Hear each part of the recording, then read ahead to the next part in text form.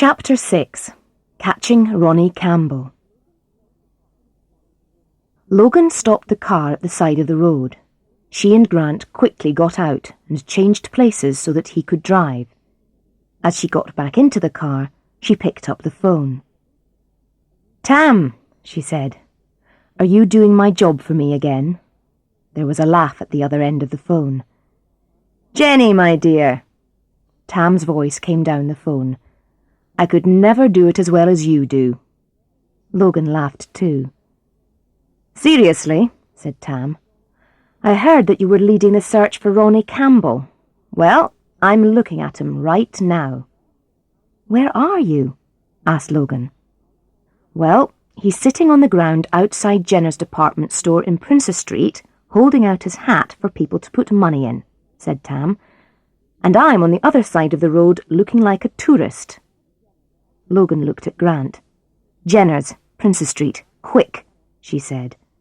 Grant turned on the blue light, put it out on the roof of the car, and pulled into the traffic. "You could never look like a tourist, Tam," said Logan into the phone. Tam laughed. Like quite a few Scots, he had red hair. Logan spoke into the phone again. "Are you sure it's Campbell?" "I am now," said Tam. "At first I thought he was just another beggar who lives on the street and asks people for money." "How clever of him," said Logan. "What do you mean?" asked Tam. "Well, his photo is in the papers and on the television and everyone's looking for him," said Logan. "So?" said Tam. "So, nobody looks at street people," she explained. "It's the best place to hide. He's right in front of us, but in a place we'd never think to look. It explains how he's getting money, too." "Very clever," agreed Tam. "You're sure it's him, aren't you?" Logan asked suddenly. "Oh, yes," said Tam. "I wrote 1 or 2 pieces about the Sinclair murder, so I know what Campbell looks like." "Keep your eye on him." "Sure," said Tam. "But listen, I followed him to Jenner's from Holyrood Park."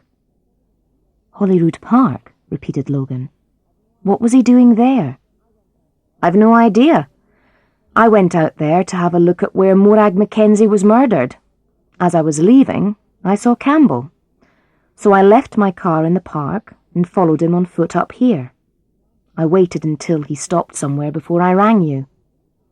"We'll be there in a few minutes," said Logan, "so wait for us." "Don't worry," said Tam. "I'll be waiting around for my dinner invitation after giving you information like this." Logan laughed. "I'll see you in a few minutes," she said, and turned her phone off. It was unusual for a police officer and a journalist to be close friends, but she and Tam were.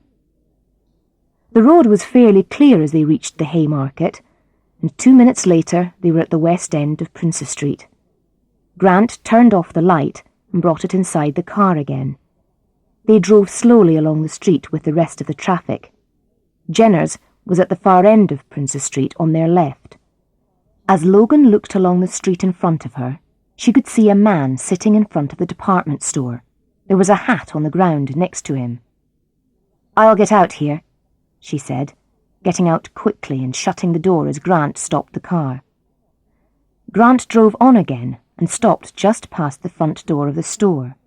He got out and walked back quickly. Logan and Grant walked towards Ronnie Campbell at the same time. As they got near, he looked up and suddenly realized they were police officers. He moved faster than seemed possible. In seconds he was on his feet and running across the road. Cars had to stop suddenly, and there was a loud noise of screaming metal and breaking glass as other cars hit those that had stopped. "Police! Stop!" shouted Grant, running across the road after Campbell. Logan followed, pulling her phone out of her pocket to call for help.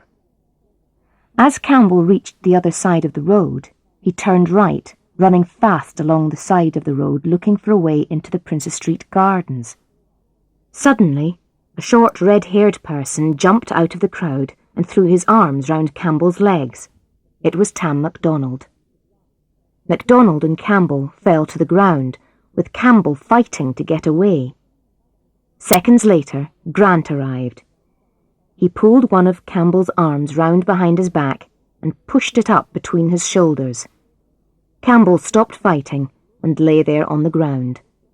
Then Logan arrived, pulled her police ID card out of her pocket and showed it to Campbell. "Ronnie Campbell," she said, "you're wanted for escaping from a prison van near Dundee yesterday morning, for stealing a car, and we've got a lot of other questions we want to ask you too. So get on your feet, and we're all going down to the London Road police station." She turned to Tam MacDonald, who was getting to his feet and brushing down his clothes with his hands. He was wearing jeans, a dark green t-shirt and a brown jacket. "Hi, Jenny," he said to Logan. "Well done, Tam," she said.